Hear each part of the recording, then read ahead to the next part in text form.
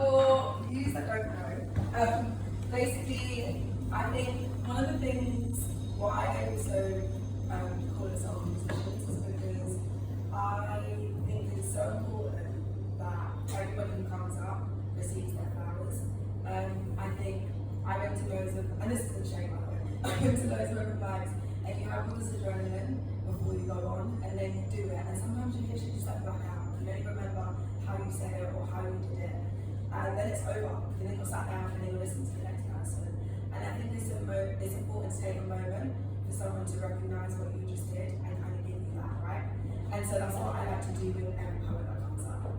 So, the one-man poet, first of all, I always love one-man poet. Like, it's the theatrics. I always say this, I love his theatrics. I think it's in a world where we can be so like nonchalant and be so like cool, it's actually so incredibly like courageous to be so like theatrical about your poetry, because I know that sometimes when I write, I am writing in the same kind of voice that the one-man poet like actually performs in, but then it gets to it and I'm like, am I saying this? Am I doing that? I get really shy because there's so many factors into performing, right?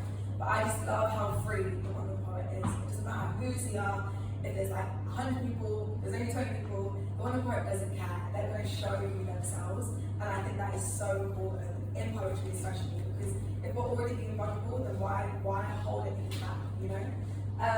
And so another thing that I had is the one-man poet is so good at, I don't know if you guys are clocking it, but every single line was rhyming with the other line. So like it would be like two lines together and both of those were rhyme, and then you went to another line and those two rhyme. And that was like through every single poem that they did.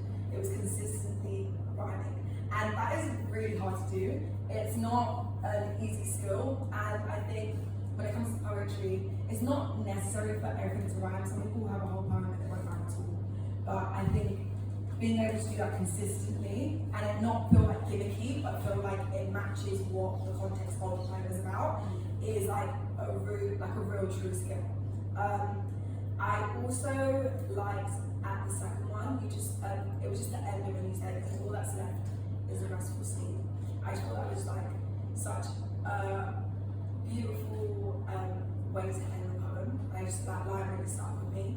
And then in the last one when you said, in the one when you talked about shame, and you said shame on you and all this stuff, it was like you kind of kept it quite chill through most of it, and then it hit like a crescendo when you got to the shame, and it was like you were the physical and figurative embodiment of shame in that moment, and I thought that was like really important to release. I always enjoy seeing you, and thank you so much for coming again.